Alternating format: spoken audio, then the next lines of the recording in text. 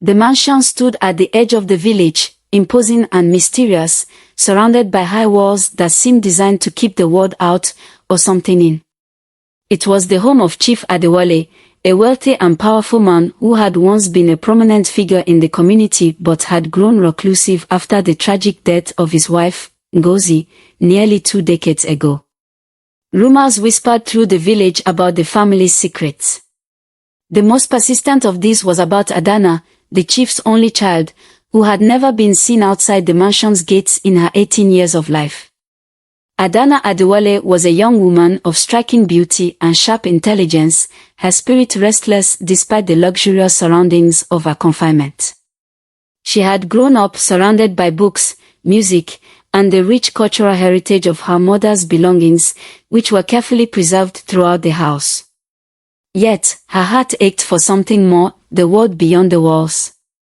Adanna had only ever seen the village from her window, the bustling market stalls, the laughter of children playing, and the sounds of drums and flutes during festivals. They were distant and tantalizing glimpses of a life she could only dream about. Her father, Chief Adewale, was a man burdened by his past. Once vibrant and full of life, he now carried the weight of fear and grief. Losing Ngozi had changed him. He was convinced that keeping Adanna hidden was the only way to protect her from the dangers that had taken his wife. The few staff members who remained in the mansion, including the loyal housekeeper Momankechi, respected his authority but silently pitied Adanna, who grew more curious and restless with each passing day.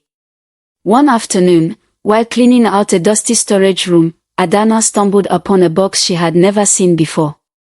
Inside was an old photograph of her mother, a radiant young woman with a joyful smile. Beside her in the picture stood her father, younger and unburdened, with his arm around her shoulders. Tucked into the frame was a small note in her mother's handwriting, "Keep her safe at all costs." Adanna stared at the photograph, questions swirling in her mind. What had happened to her mother? Why did she need to be protected? And what dangers did her father fear so much that he had confined her for her entire life? This discovery ignited something in Adanna, a determination to uncover the truth and break free from the walls that had defined her existence. For the first time, she felt not just curiosity but an urgent need to challenge the rules her father had set. She realized she couldn't live in isolation forever, and the cryptic note only deepened her resolve to step beyond the mansion's gates and find the answers she craved. What awaited her on the other side, she couldn't know, but she was ready to take her first step toward freedom, and perhaps, destiny. Adanna Adewale's days unfolded in a predictable rhythm. She awoke to the soft sounds of the bustling kitchen downstairs, where Momankechi hummed old Igbo songs while preparing breakfast. Adanna would sit at her desk, surrounded by books and art supplies, trying to fill the endless hours with reading, sketching, or painting the sights she could see from her window. Beyond the mansion's high walls lay the vibrant village, a world she had only experienced in glimpses and stories. Adanna's favorite spot was the large arch window in her room, offering her a limited view of the life she longed to be part of. She would watch the marketplace from afar, captivated by the colors, the sounds of laughter, and the energy of the people as they went about their day. Festivals were especially magical, with the rhythmic beating of drums and the melodies of flutes drifting through the air. Yet, they were bittersweet reminders of her isolation. Adanna couldn't help but wonder, what would it feel like to dance in the village square or to share in the joyous celebrations she had only ever observed from a distance? Despite the comfort of her surroundings, Adanna's world felt incomplete. She was grateful for the warmth of Momankechi, who had been more of a mother to her than a housekeeper, but even Momankechi couldn't fill the void in her heart. Adanna ached for freedom, connection, and the chance to experience life beyond the confines of her father's mansion. One afternoon, as she sat at her window, something unusual caught her attention. A young man, Emeka, was walking near the estate's broken fence. His tall frame moved with ease as he hammered nails and adjusted the wooden planks. Adanna leaned closer, peering through the window's curtain, her curiosity piqued. She had rarely seen anyone so close to the mansion before, and certainly not someone as captivating as this stranger. Emeka paused his work and glanced up, as if sensing her gaze. Their eyes met for a brief moment, and Adanna quickly pulled back, her heart racing.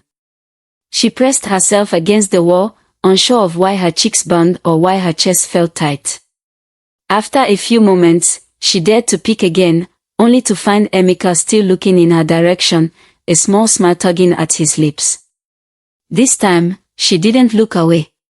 She smiled back. That fleeting connection stirred something new in Adanna, a feeling she couldn't quite name. Hope. Curiosity. It was as though Emeka's smile had momentarily bridged the gap between her world and the one beyond the walls. She watched him for the rest of the afternoon, her thoughts racing with questions. Who was he? Why was he walking near the estate? Would she ever have the chance to meet him? Over the next few days, Adanna found herself drawn to the window whenever she heard the sounds of work outside. Emeka returned several times to repair the fence, each visit giving her a chance to observe him more closely. She noticed the way the sunlight highlighted his dark skin, the way he moved with confidence and purpose. She began to wonder what his voice sounded like, what kind of person he was. Mama Nkechi noticed the change in Adanna's demeanor. One evening, as they sat together in the kitchen, Mama Nkechi teased her gently. You've been spending a lot of time by that window, my dear. Is there something, or someone, interesting outside? Adanna's cheeks flushed. No, Mama Nkechi, she replied quickly, but the older woman's knowing smile made her suspect her denial wasn't convincing. It's all right, my child, Mama Nkechi said, her tone soft. You're a young woman now. It's natural to be curious about the world, and about people. She paused, then added more seriously, but remember, your father's rules are there to protect you. Adanna nodded, though her mind was elsewhere. The more she thought about Emeka, the more she yearned to know him. She couldn't explain why, but she felt a strange connection to him, as though he represented everything she had been missing in her life. One evening, as the sun dipped below the horizon and bathed the estate in a warm orange glow, Adanna stood by her window and watched Emeka pack up his tools. Before leaving, he glanced toward the mansion one last time, his eyes searching for her. Gathering her courage, Adanna waved. Emeka hesitated, then raised his hand in return, his smile bright and genuine. That small act of acknowledgement filled Adanna with a sense of exhilaration she had never felt before. It was as though, in that moment, the invisible walls that separated her from the world had begun to crack. For the first time, she felt truly seen, not as Chief Adewole's hidden daughter, but as a person. As she lay in bed that night, Adanna replayed the day's events in her mind, her heart fluttering with anticipation. She didn't know what would come next, but she knew one thing for certain: Emeka had sparked something inside her that she couldn't ignore. For the first time in her life, Adanna felt that freedom, and perhaps even love, might be within her reach. Adanna paced her room, her heart pounding as she glanced at the pack satchel sitting on her bed. Tonight was the night. She had spent weeks planning this moment, carefully waiting for the right opportunity to slip past the watchful eyes of her father and the mansion's few remaining staff. Only Mama Nkechi, her loyal confidant, knew of her plan, and though the older woman had initially protested, she ultimately relented, driven by her affection for Adanna and her understanding of the young woman's yearning for freedom. It's risky, my child, Mama Nkechi had said earlier that evening, her voice low but her eyes soft with concern. But I see your heart, Adanna. You deserve to know the world. Just promise me you'll be careful. I will, Mama Nkechi, Adanna had whispered, clutching the older woman's hands. I'll return before anyone notices I'm gone. As the clock struck midnight, Adanna slipped out of her room, her bare feet making no sound on the marble floors. The mansion was eerily quiet, the only sound the faint rustle of the night breeze through the curtains. Mama Nkechi waited by the back door, her expression tense but supportive. She handed Adanna a scarf to cover her head and a small pouch of money. Go, but don't linger too long. Your father will notice if you're gone by dawn. With a final hug, Adanna stepped into the cool night, the weight of the mansion's walls lifting from her shoulders with every step she took. The village was not far, but the journey felt like an adventure, the unfamiliar terrain thrilling and slightly terrifying. For the first time, Adanna felt truly free. When she reached the village, she was overwhelmed by the sights and sounds. The market square was still bustling despite the late hour, lit by flickering lanterns and filled with vendors selling roasted corn, peppered suya, and vibrant fabrics. The air was alive with laughter, chatter, and the occasional burst of music from a nearby stall. Adanna wandered through the crowd, her senses drinking in the richness of the world she had only ever imagined. As she turned a corner, she nearly collided with someone. "Oh, I'm so sorry," she stammered, stepping back quickly. "It's all right," came a familiar voice, warm and steady. Adanna looked up and found herself face to face with Emeka, the young man she had watched from her window. He recognized her immediately, his brows furrowing in curiosity. "You're from the mansion, aren't you?" Adanna froze, unsure of what to say. She nodded hesitantly, her cheeks flushing. "Yes, I am." "What brings you here at this time of night?" he asked, his tone gentle but clearly intrigued. "I've never seen you in the village before." Adanna hesitated before replying, "I just wanted to see it for myself." Emeka smiled, his expression kind. "Well, you've chosen a good night. Come, I'll show you around." Without waiting for her reply, he gestured for her to follow. For the next hour, Emeka led her through the market, pointing out his favorite stalls and introducing her to people he knew. Adanna felt a mix of excitement and nervousness as she tried to take it all in. She marveled at the vibrant fabrics, the enticing smells of jollof rice and fried plantains, and the lively energy of the villagers. Emeka's easy manner and warm smile put her at ease, and for the first time, she felt a sense of connection to someone outside her small, sheltered world. As the night wore on, Emeka took her to a quieter spot by the riverbank, where the sounds of the market faded into the gentle rush of water. They sat on a fallen log, the moonlight casting a soft glow on the landscape. Emeka glanced at her, his curiosity evident. "You're not like the other rich folks I've met. Why have you been hidden away in that mansion?" Adanna hesitated, unsure of how much to reveal. "It's complicated," she said finally. "My father is very protective." Emeka nodded thoughtfully. "I can see that. But doesn't it get lonely?" "It does," Adanna admitted, her voice soft. "That's why I wanted to come here. I wanted to know what it felt like to be free." They sat in silence for a moment, the sound of the river filling the space between them. Then Emeka smiled. "Well, I'm glad you did. You deserve to see the world." Adanna felt her heart stir at his words, his sincerity touching her deeply. She found herself opening up, sharing her dreams of exploring beyond the village and learning about the world her books had only hinted at.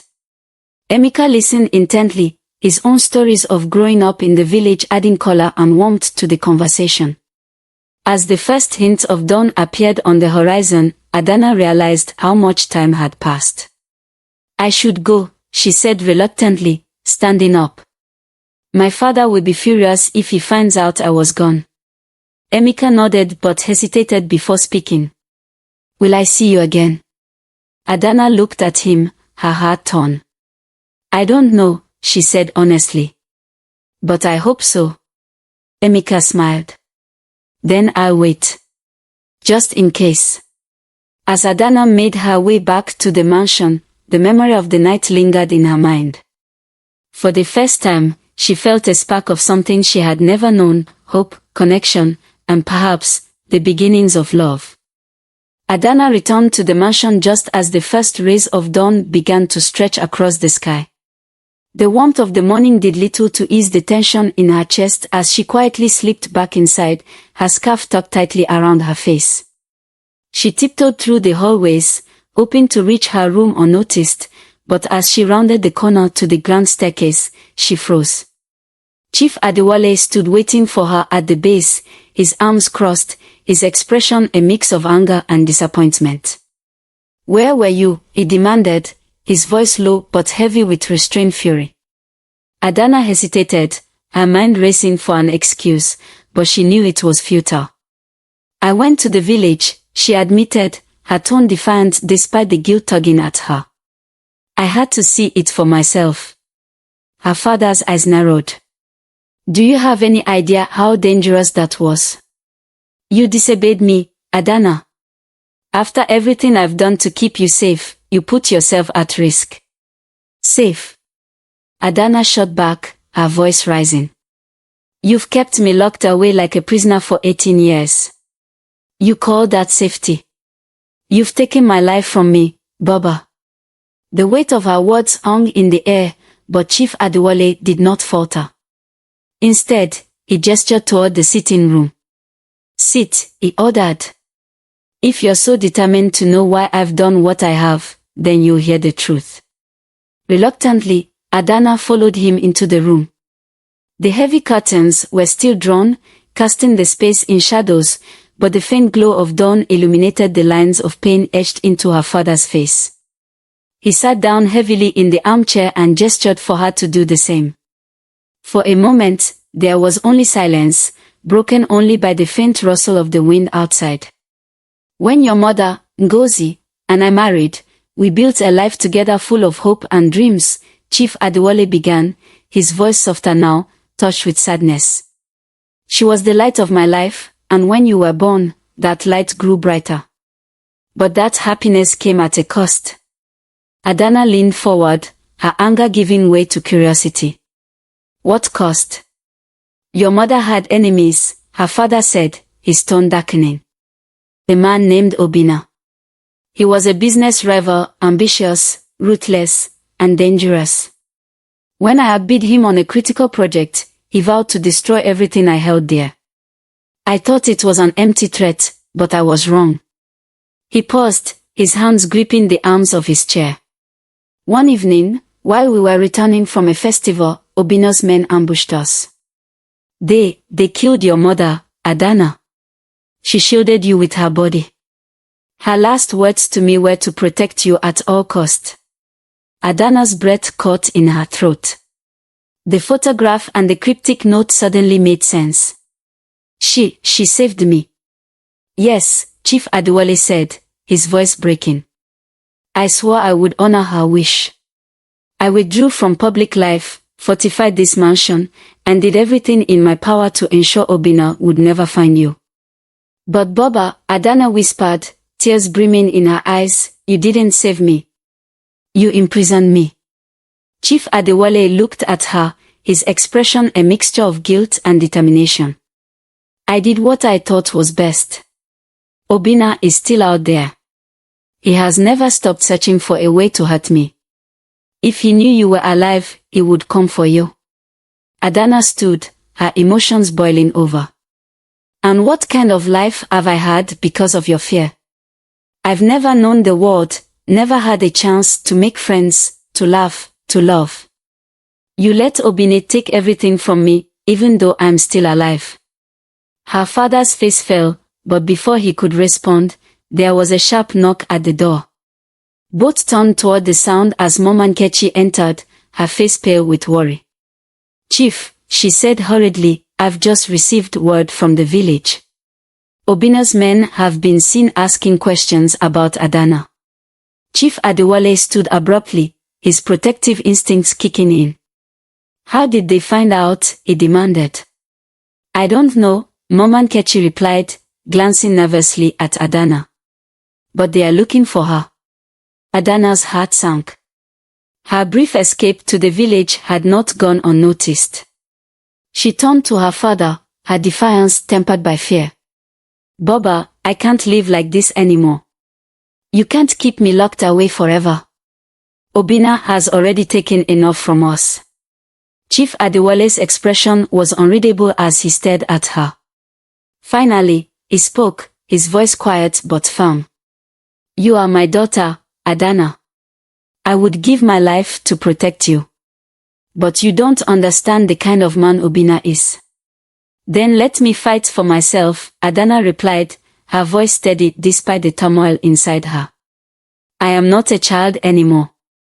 If you want to honor Momo's memory, then help me live, not hide." For a long moment, the room was silent. Finally, Chief Adewale sighed, the weight of years of fear and grief seeming to fall from his shoulders. "Very well," he said, his voice heavy. "But if you are to face the world, you must be prepared. We'll face this together, Adanna. I will not lose you." Adanna nodded, her heart pounding. For the first time, she felt a glimmer of hope. She wasn't sure what the future held, but she knew one thing: she was ready to reclaim her life. Despite her father's stern warnings and the lingering threat of danger, Adanna found herself drawn to Emeka like a moth to a flame. Each day brought a stronger pull to the village and to the connection they had begun to build. Their stolen moments became her sanctuary, brief respites from the weight of isolation and the suffocating constraints of her father's rules. Adanna knew the risk she was taking, but for the first time, she felt alive. The world Emeka introduced her to was vibrant and full of promise. He taught her how to enjoy the small wonders of life, from the taste of fresh coconut water to the thrill of listening to a drum circle in the market square. Every glance, every laugh they shared seemed to peel away the layers of fear she had carried for so long. The riverbank became their secret meeting place. Beneath the shade of a towering iroko tree, they shared their dreams and whispered their fears. Emeka would tell stories of his childhood in the village, how he'd spent countless afternoons chasing kites with his friends or helping his mother sell akara at the market. His eyes lit up with every memory, and Adanna felt a pang of longing for a childhood she had never known. "I wish I'd grown up like you," she said one day, her voice tinged with sadness. "Free to run, to laugh, to make friends." "You have that freedom now," Emeka replied, his tone gentle but firm. "You just have to take it. Don't let anyone, even your father, convince you otherwise." Adanna looked at him, his words striking a chord deep within her. For years, she had accepted her father's protection as a necessity, a shield against the world's dangers. But Emeka made her see another possibility, that she could be brave, that she could choose her own path. One evening, as the sky turned a deep indigo and the first stars began to appear, Emeka and Adanna sat by the riverbank, the silence between them comfortable and full of unspoken understanding. Adanna glanced up at the stars, her thoughts swirling. She had never felt this way before, this warmth, this lightness. "Emeka," she began hesitantly, her voice barely above a whisper. "There's something I need to say." He turned to her, his gaze steady and attentive. "What is it?" She hesitated for a moment, then took a deep breath. "You've shown me a world I didn't know I was missing. You've given me courage when I thought I had none. I don't know how to say this properly, but I think I'm falling in love with you." Emeka's eyes softened, and a smile spread across his face. "Adanna," he said, reaching for her hand.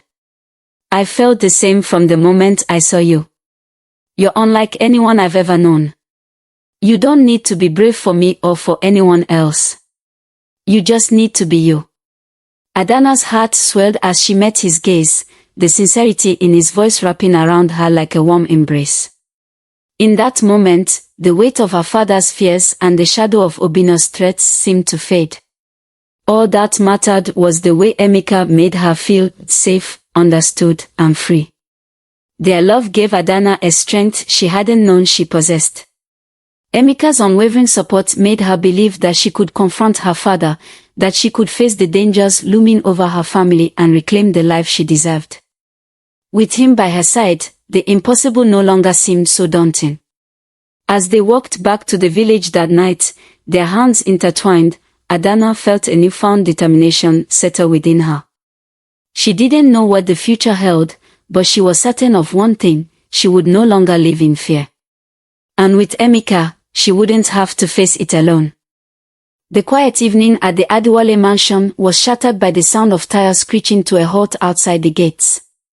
Adanna stood frozen in the living room, her heart pounding as she heard voices shouting from the courtyard. Obinna had found them.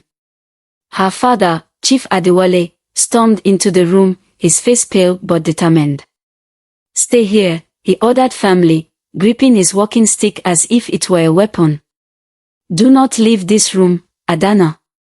"No, Baba," Adanna said, stepping forward.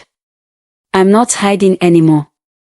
Before Chief Adewale could respond, the front doors burst open, and Obinna strode in with two of his men. His presence was as menacing as the stories had made him out to be: tall, broad-shouldered, and with eyes that burned with hatred. Well, Obinna sneered, his gaze sweeping the room before settling on Adanna. "So this is the little bird you've been keeping locked away." Chief Adewale stepped between them, his voice steady despite the tension. "You have no business here, Obinna." "Leave my house?" Obinna smirked, unbothered by the chief's defiance. "Your house? You took everything from me, Adewale. Your fortune, your prestige, and now, I'll take your daughter." Before anyone could react, the sound of hurried footsteps echoed from the hallway. Emeka appeared, panting but resolute, his fist clenched. "You take nothing," he said, his voice firm as he stepped between Adanna and Obinna. "Not while I'm here." Obinna's eyes narrowed as he sized up Emeka, dismissing him with a wave of his hand. "And who is this?" "Her little boyfriend." "How quaint." Ignoring the taunt, Emeka turned to Adanna and whispered, "I'm here.